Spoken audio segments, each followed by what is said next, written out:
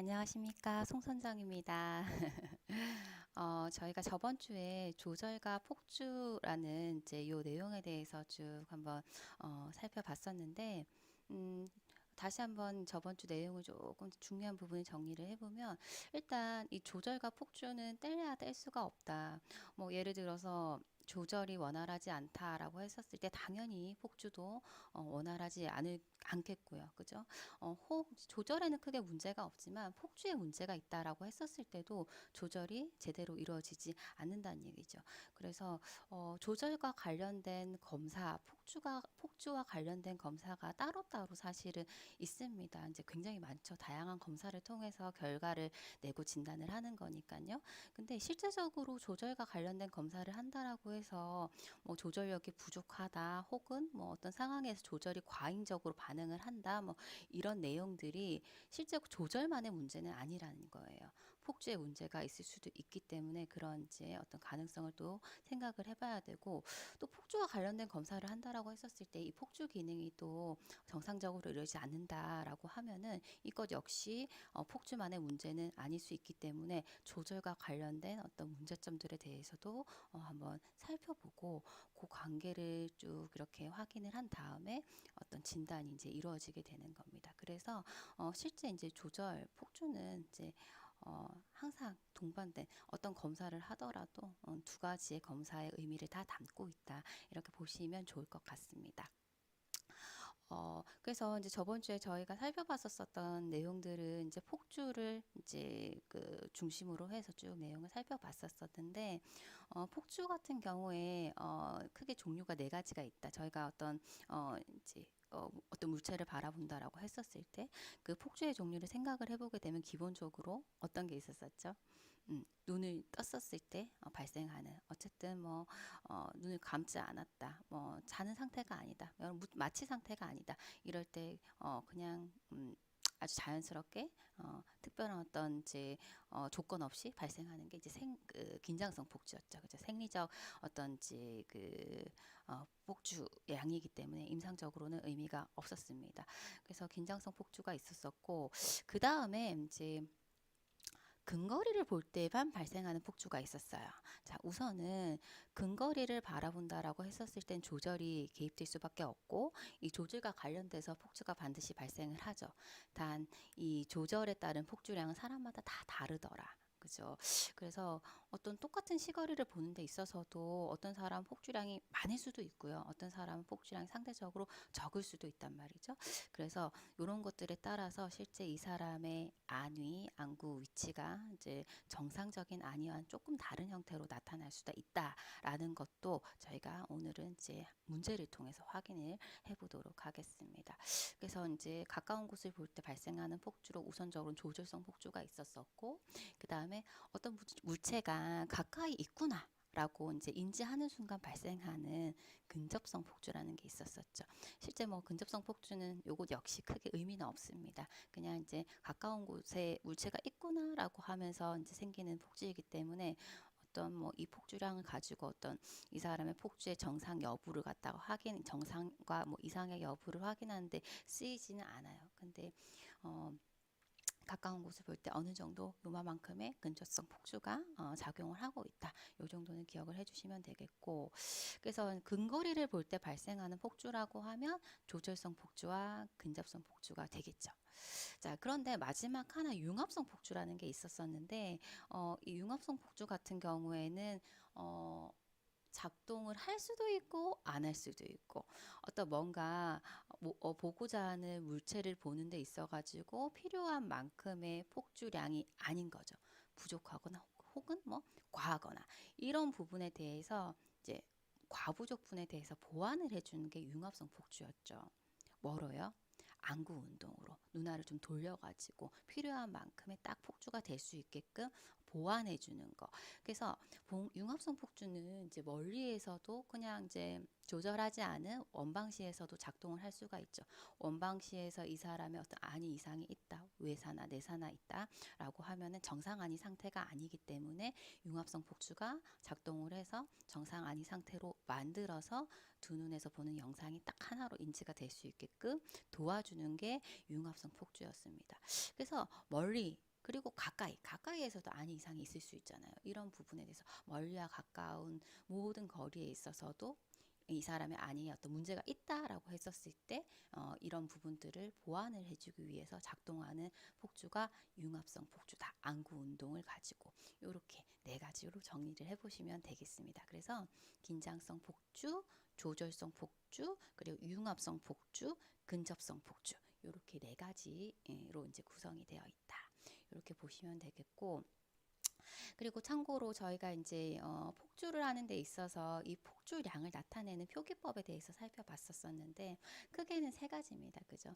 저희가 일반적으로 사용하는 디그리를 이용하는 방법이 있고, 저희 이제 안경광학과에서 이제 눈과 관련됐었을 때 이제 폭주를 설명할 때 사용하는 방법은 미터 앵글, MA법 하고 그리고 프리즘 디옵터 이 두 가지 방법이 있었습니다. 그죠? 그래서 주로 사용하는 거는 이 두 가지고 이제 필요에 따라서 이 두 가지를 사용해야 될 때가 좀 다르게 있어요. 의미적으로 봤었을 때 이제 그거는 나중에 이 사람의 뭐 필요 폭주량이라든지 조절성 폭주량이라든지 이런 것들 구할 때 이제 요것들의 사용이 조금씩 의미가 다르게 이용이 될 수가 있어요. 그래서 두 가지를 잘 기억을 하셔야 되고, 우선 이제 미터법 같은 경우 MA 미터 앵글 같은 경우에는 오직 이 사람이 보고자 하는 주시 거리만 고려한 이제 그 폭주각이잖아요. 그래서 거리에 따른 폭주각이기 때문에 실제 이 사람의 PD라든지 이런 거에 따라서도 이 폭주각이 달라질 수 있는데, 같은 시거리라 하더라도 이런 거는 전혀 고려가 되지 않은 겁니다. 그죠? 그래서 이제 시거리만을 고려를 한 거고, 그리고 이제 여기에서 이제 기억하셔야 될 게 이 시거리라고 했었을 때 실제 이 시거리라 함은 실제적으로는 각막 후방 13mm에 있는 회선점에서부터 그 시점까지의 거리가 이 사람의 시거리로 이제 봐줘야 되는 거죠. 그래서 시거리 분의 1 해가지고 이제 MA 값을 구해 볼 수가 있었었고요. 그죠? 자, 근데 여기에서 더 나아가서 실제 이 사람의 이제 폭주각을 구한다라고 했었을 때는 이 사람의 실제 이제 PD에 따라서 똑같은 시거리를 보더라도 PD가 좀 좁다라고 했었을 때는 조금 폭주각이 상대적으로 작겠죠. 근데 PD가 굉장히 넓다라고 하면은 똑같은 시거리에서 만들어내는 폭주각이 훨씬 더 클 거란 말이에요. 그래서 실제 이 사람이 가지고 있는 눈 사이 거리, PD까지 고려를 해서 실제 폭주각을 나타낼 수 있는 것은 프리즘 디옵터법이다. 이렇게 말씀을 드리면서 두 가지를 이제 구분을 해봤습니다. 그래서 폭주와 관련된 내용을 하면서 여러 가지 기준에 따라서 폭주를 나누는 방법도 그 종류도 한번 쭉 살펴봤었고, 그리고 이 폭주량을 나타내는 그 표기법 그런 것들에 대해서 쭉 살펴봤습니다. 자, 오늘은 뒤쪽의 내용 조금 살펴보고 그리고 요것과 관련된 문제들을 통해서 요 내용 다시 한번 정리를 해보도록 하겠습니다. 자, 이번 차시에서는 폭주와 관련해서 이제 안위 이상이란 부분을 한번 살펴볼 텐데요. 안위 이상이라고 하면은 안구의 위치가 문제가 있다라는 얘기입니다. 대표적으로 정상적인 안이라고 하면은 이 사람이 어떤 사물을 바라볼 때 그 사물 쪽으로 눈이 이제 이렇게 돌아가야 되겠죠. 이렇게. 근데 이제 사시가 있는 사람 혹시 본 적 있으실까요? 특히 사시량이 많은 사람 같은 경우에 적은 경우에는 드러나지 않으시 뭐 단시간에 드러나게 확인되지 않으실 수도 있을 것 같아요. 근데 사시량이 꽤 많은 사람 같은 경우에는 이렇게 이제 얘기를 하는데도 이 사람이 나를 보고 정말 얘기를 하고 있는 건지 눈이 돌아가 있는 거죠. 실제 이제 얘기를 할 때는 이제 상대방을 바라보고 얘기를 할 텐데 나를 바라보지 않고 눈은 다른 곳으로 가 있는 거죠. 이제 그런 경우가 이제 안이 이상이 있는 대표적인 예가 되겠습니다. 뭐 사시 같은 경우에는 항상 눈이 돌아가져 있기 때문에 확인이 될 거고, 이 사시보다 약간 정도가 이제 괜찮은 양호한 정도를 사위라고 하거든요. 요건 이제 나중에 구분을 해보겠지만 그런 경우는 분명히 안이 이상이 있어요. 근데 요걸 갖다가 보정할 수 있는 안구 운동을 이용을 해서 보정할 수 있는 힘이 있어가지고 외관상 드러나진 않아요. 근데 본인은 굉장히 눈이 불편하죠. 안이 이상이 있는데 이걸 정상처럼 만들려고 막 눈알을 힘들게 돌리고 있는 상황이기 때문에 굉장히 피로감이 큰 눈을 사위라고 해요. 그래서 사시랑 사위 같은 경우에 대표적인 안이 이상인데 약간 정도의 차이 그거에 따라서 나타나는 그런 이제 현상이 좀 다르기도 합니다. 그래서 이런 이제 안이 이상을 발생시킬 수 있게 되는 원인으로 이제 이 그 조절과 폭주와의 어떤 그 관계가 비례적인 관계가 깨지면 발생할 수가 있어요. 그래서 1대1의 어떤 정상적인 비례가 일어난다라고 정상적인 어떤 비례 관계로 일어난다라고 하면은 정상적으로 이렇게 안이가 원하는 물체 쪽으로 이렇게 이제 바라볼 수 있지만 그렇지 않고 뭐 조절이 일어나고 폭주가 일어나는데 조절하는 양에 비해서 폭주량이 너무 과잉적으로 많다라고 하는 경우 눈이 안으로 몰리겠죠. 반대로 뭐 이렇게 조절하는 양에 대해서 이제 폭주량이 현저하게 적다 하면 눈이 밖으로 벌어질 거란 말이에요. 이런 경우에 이제 발생하게 되는 게 이런 경우가 안이 이상이고 이런 경우에 발생할 수 있는 문제점들 즉 두 눈을 사용할 때 어떤 문제점들이 발생한다라고 하면은 양안시의 이상이라고 이야기를 하게 됩니다. 한눈으로서는 크게 문제가 안 될 수가 있지만 양안으로 봤었을 때 각각 눈에 맺히는 그 상의 위치가 실제적으로 대응 관계에 맺혀야지 두 눈에서 받아들인 상이 하나로 합쳐질 수가 있는데 이렇게 안이 이상이 있게 되면은 하나로 합치기가 힘들어요. 그러면 어떻게 되느냐? 대표적으로 두 개로 그냥 각각 따로 보이는 폭시가 발생을 하는 겁니다. 그래서 이런 지금 뭐 양안시에 어떤 문제가 있다. 안이 이상이 있어서 사위나 사시가 있어서 사위 같은 경우에는 크게 안이 어떤 이제 이런 문제점들이 크게 발생하지 않아요. 눈이 피곤하든 어쨌든 이 사람이 이제 보정을 하니까. 근데 사시가 있다라고 하면 이런 문제점들이 발생을 하는 거죠. 자, 그래서 안이 이상이라고 하면은 안구의 정렬이 정상적이지 않고 또 문제가 있어가지고 망막에 결상되는 그 대응점의 위치. 망막에 있어서 대표적인 대응점이라고 하면 양안의 중심화가 각각 있잖아요. 이게 이제 대표적인 대응점이에요. 각각의 눈에 딱 중심화에 딱딱 결상이 되면은 요거는 당연히 하나로 자연스럽게 합칠 수가 있겠지만 요 망막 중심화를 기준으로 해가지고 맺어지는 영상의 위치 관계가 대응점이 아니고 비대응점 관계 요게 맺히게 되면은 하나로 합치기가 힘들 수 있어요. 그러면 어떻게 되느냐? 각각 따로 인지가 되는 거죠. 그래서 발생할 수 있는 문제점으로 대표적으로 복시가 있겠습니다. 복시 두 개로 보이는 거예요. 자, 요거는 간단하게만 그냥 이해하시고 넘어가시면 되겠습니다. 이제 후에 이제 설명을 드리도록 할게요. 지금 보고 계시는 요 눈의 경우에는 지금 어떠세요? 지금 실제 바라봐야 되는 이제 그 물체는 여기 있습니다. 근데 왼쪽은 지금 왼쪽 눈 같은 경우에 정상적으로 이 물체를 바라볼 수가 있지만 지금 오른쪽 눈 같은 경우에는 어때요? 눈이 필요 이상으로 안으로 몰린 내사시의 상태를 보고 이제 나타내주고 있는 거예요. 그러면 실제 맺어질 때 이 왼쪽 눈의 중심화 포비아 여기에 결상이 되는 게 정상이고 오른쪽 눈에 있어서도 중심화라고 했었을 때 지금 실제 이 사람의 눈이 돌아가서 여기가 중심화인데 중심화가 아니고 여기에 결상이 되는 거죠. 두 눈의 중심화에 딱딱 결상이 돼야지 하나로 합쳐질 수가 있는데 이런 경우에는 합쳐지기가 힘든 겁니다. 그래서 지금 이 사람 같은 경우에는 중심화를 기준으로 해서 이쪽 방향에 결상이 되다 보니까 여기에 결상이 됐었을 때 이 사람 인지할 때는 이쪽에 상이 있는 것처럼 인지가 되거든요. 그래서 지금 왼쪽 눈은 원래 물체 위치 그대로 그 위치 그대로 잘 인지가 되겠으나 오른쪽 눈 같은 경우에는 안이 이상이 있어서 내사시가 있어가지고 물체가 여기 있는 것처럼 가짜의 상으로 인지가 되면서 두 개로 보이는 복시가 발생을 하게 되는 거예요. 그래서 이렇게 안구 정렬에 문제가 있다, 안이 이상이 있다라고 하는 경우에 대표적으로 이런 복시가 발생할 수가 있습니다.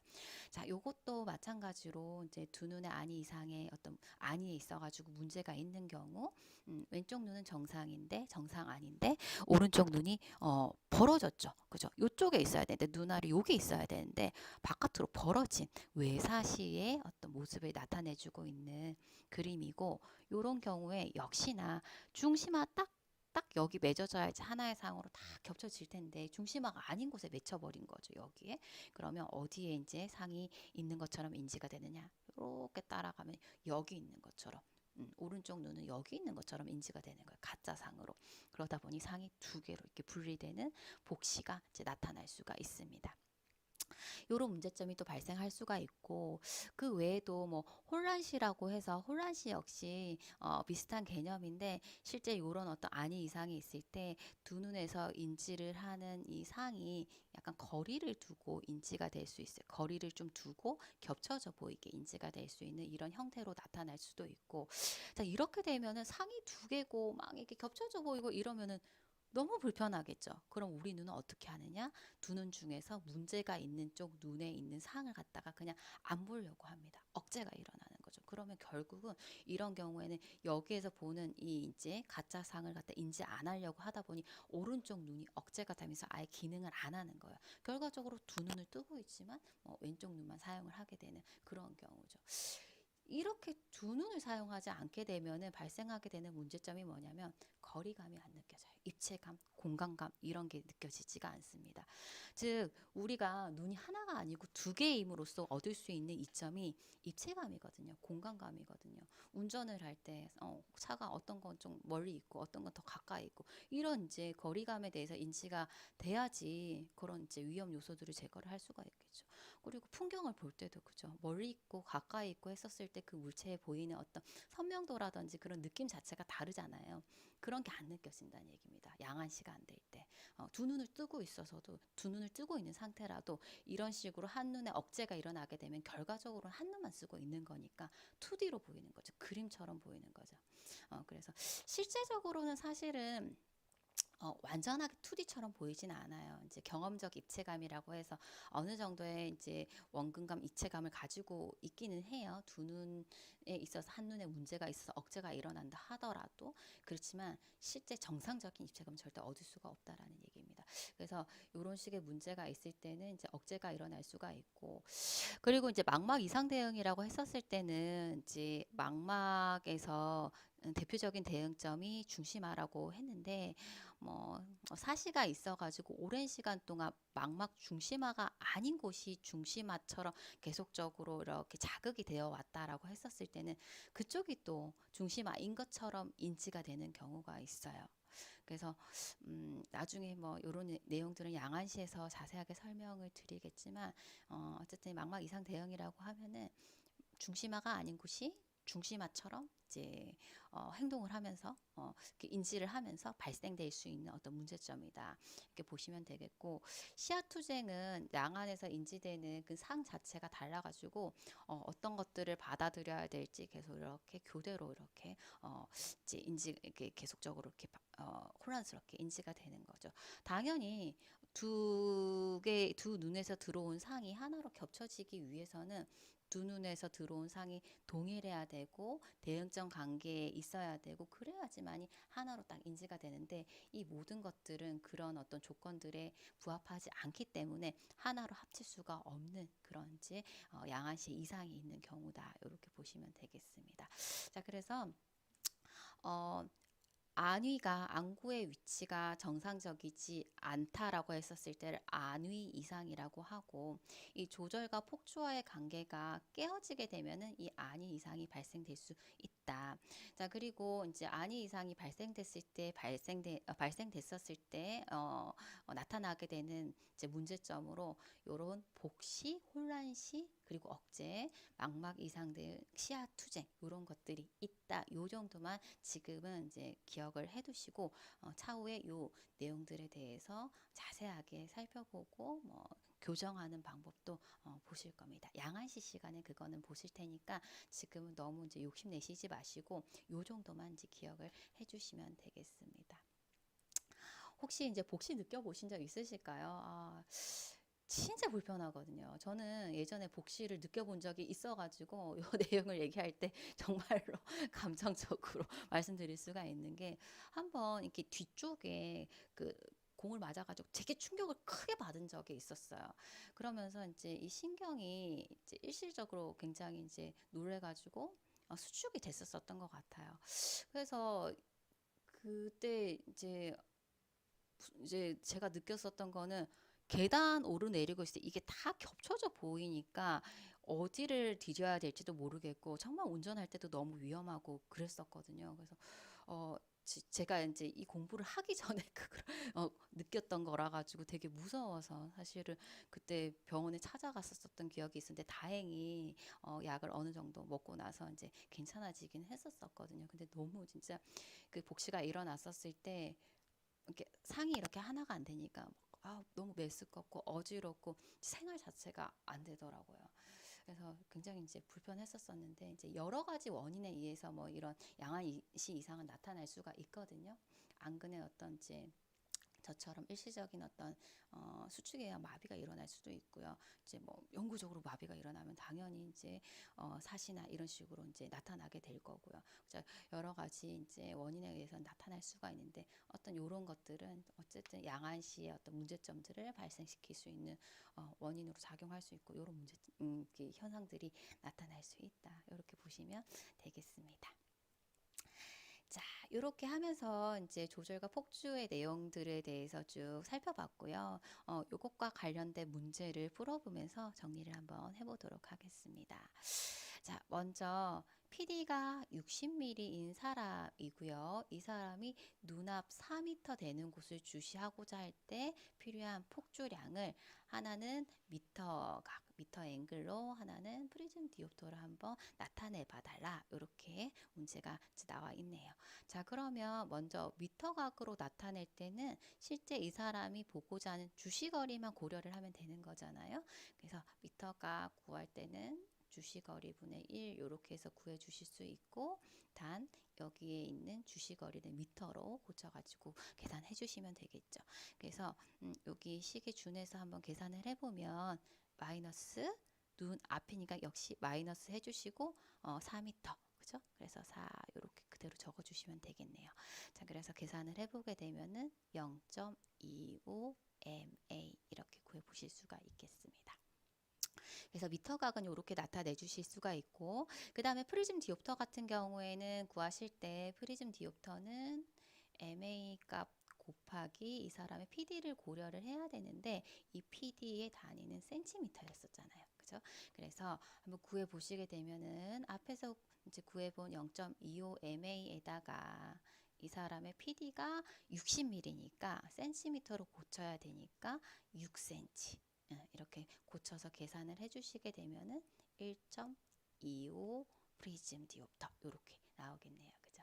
그래서 이렇게 각각 구해 보시면 되겠습니다. 그래서 여기에서는 이 사람의 어떤 그 상태를 보고 미터각으로 혹은 프리즘 디옵터로 폭주각을 각각 나타내주는 그런 연습을 해본 거고 밑에 한번 보시게 되면은 여기에서는 이제 이미 미터각으로 폭주량이 제시가 되어 있고 그리고 PD가 60mm다. 근데 이제 이 사람의 폭주량을 프리즘 디옵터로 나타내라 라고 했기 때문에 위에 있는 식 그대로 쓰시면 되시겠죠. 이 MA에다가 PD 60mm 6cm 이렇게 해주셔가지고 12 프리즘 디옵터 이렇게 쉽게 구해보실 수 있겠습니다. 자, 그 다음에 3번 문제는요. 자, 이 사람 정의래요. 안위에 어떤 문제가 없습니다. 정상 안위를 가지고 있고 정시라고 합니다. 정상적인 시력을 가지고 있는 사람이고요. 자, 이 사람의 PD가 60mm입니다. 자, 바로 그냥 센티미터로 고쳐놔 볼까요? 6cm. 근데 이 사람이 33cm를 보고 싶대요.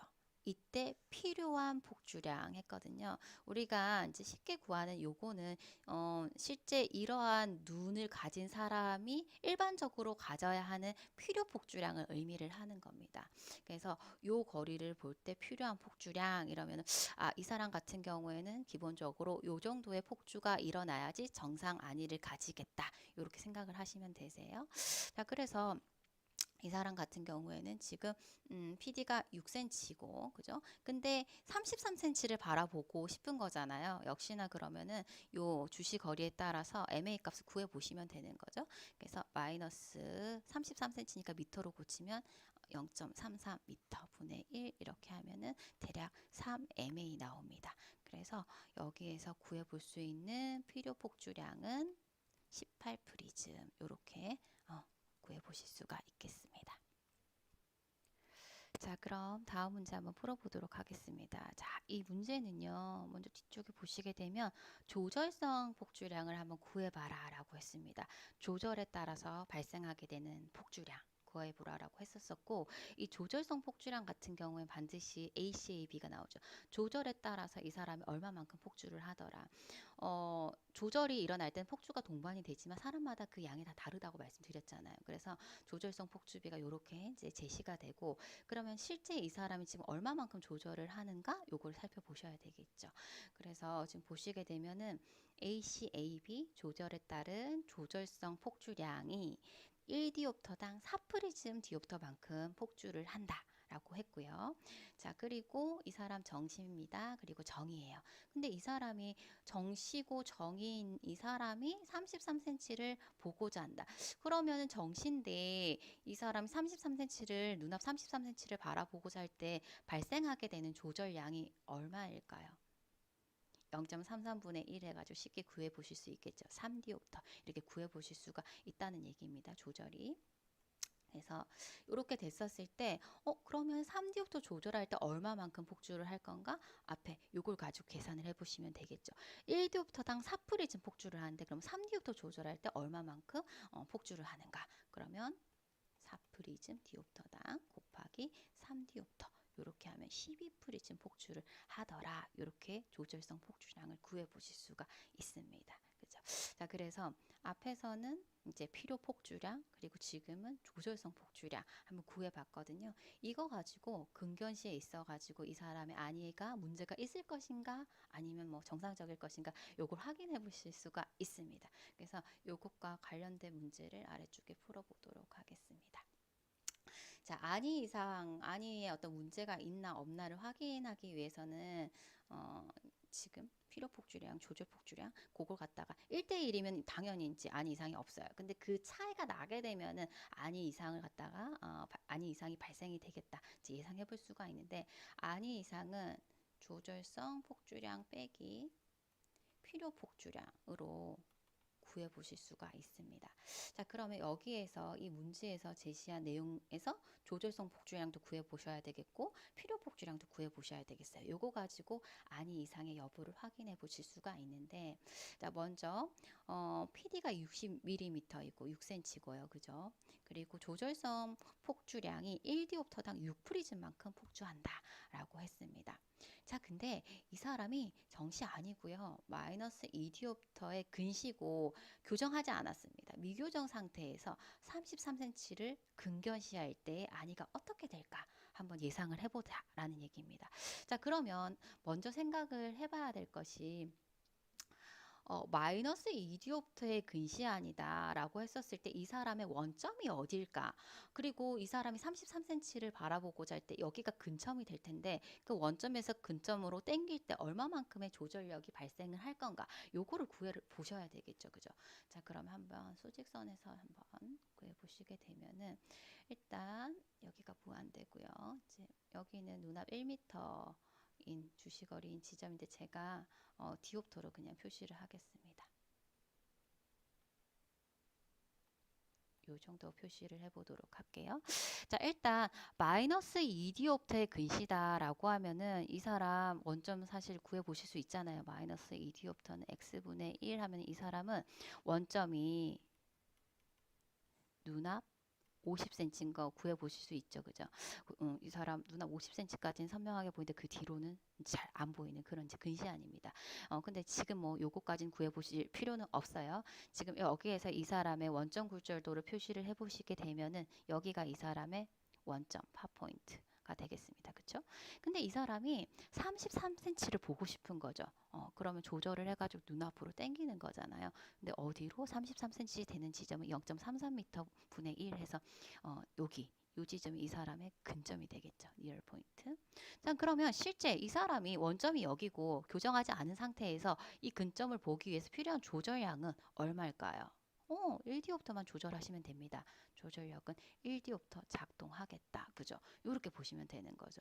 자, 그러면 한번 보시게 되면은 여기에서 실제 이 사람이 이 근점을 보기 위해서 필요한 조절력은 1디옵터이기 때문에 조절성 폭주량은 이 사람 1디옵터당 6프리즘 지금 폭주를 한다라고 얘기했기 때문에 실제 이 사람이 요 거리를 볼 때 작동한 조절성 폭주량은 지금 이렇게 1디옵터 곱하기 6프리즘 이렇게 하게 되면 조절성 폭주량은 6프리즘 디옵터만 작용을 하겠죠. 그죠?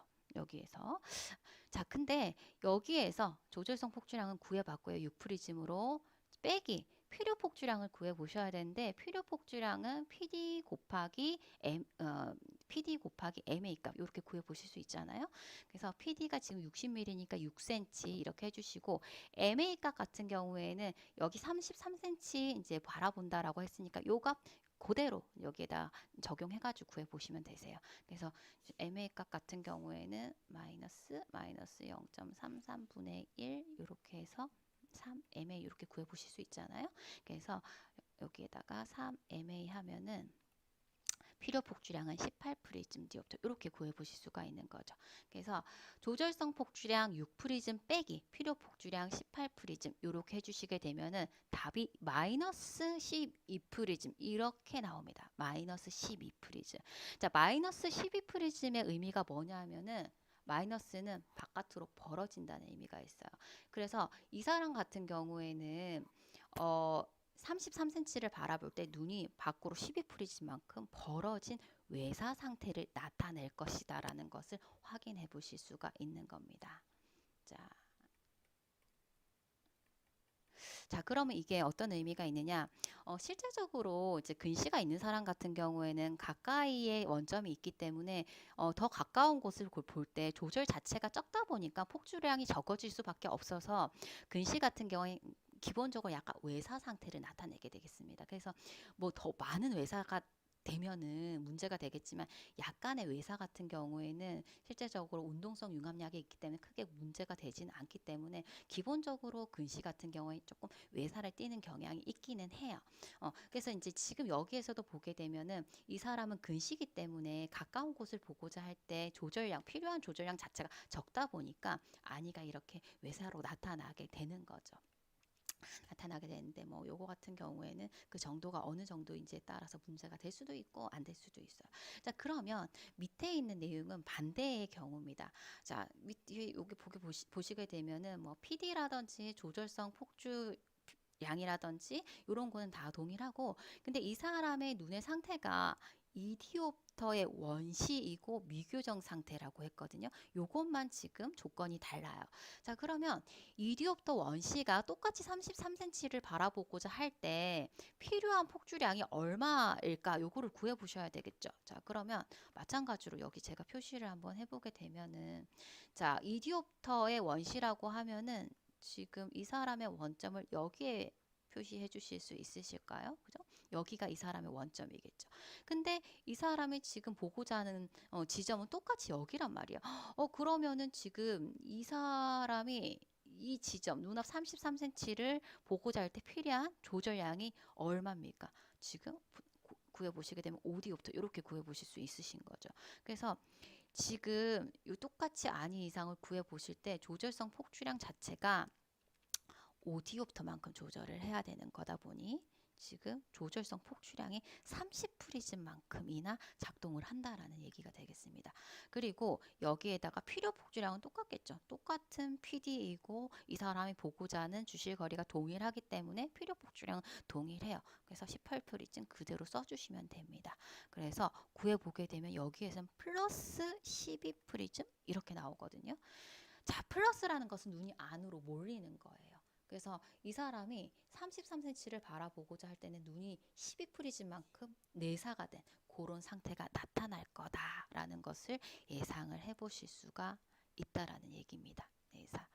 자, 그래서 보통 원시 같은 경우에는 똑같은 시거리를 보고자 할 때 조절이 많이 개입될 수밖에 없잖아요. 그리고 이 조절과 비례해서 폭주가 같이 동반될 수밖에 없기 때문에 원시암 같은 경우에는 내사를 띠는 경우가 대부분이에요.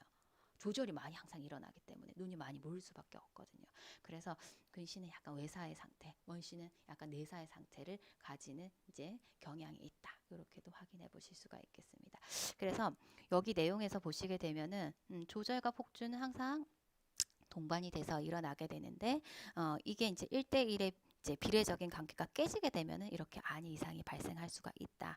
이렇게 보시면 되겠고 근시 같은 경우에는 비교적 이제 외사를 띠는 경향이 있고 원시 같은 경우에는 내사를 띠는 경향이 있다. 이렇게 보시면 되겠습니다. 반드시 그런 건 아니에요. 근데 지금 보시는 것처럼 동일한 시거리를 보는 데 있어가지고 필요한 조절량 자체가 근시는 일단 적고 원시 같은 경우에 많다 보니까 그런 이제 경향이 있겠다라고 이제 보시면 되겠습니다. 자, 마지막으로 폭주의 종류와 관련된 문제 쭉 한번 풀어보도록 하겠습니다.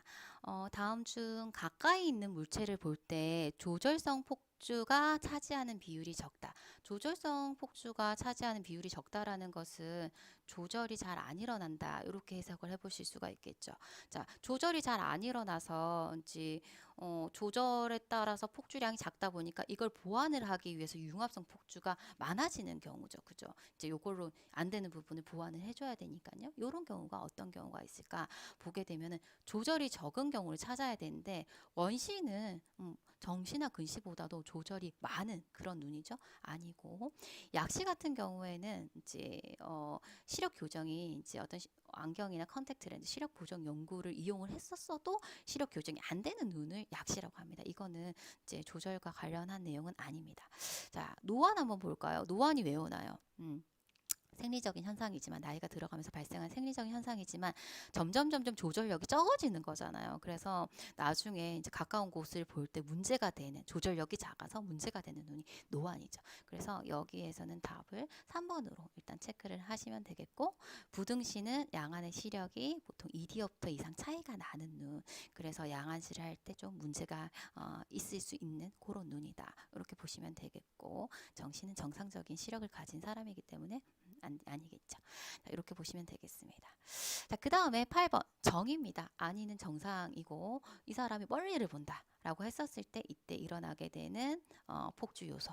자, 네 가지 생각해 보시면 되는데 일단은 긴장성 폭주 발생할 거고요.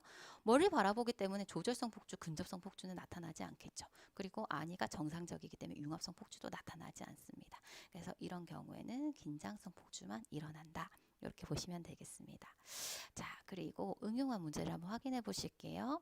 자, 원거리를 보고 있고 원거리를 볼 때 이 사람이 외사가 있어요. 원거리 보는데 정상이 아니고 외사가 있다. 그러면은 이때 기본적으로 융합성 폭주도 작용하겠죠. 그죠? 융합성 폭주.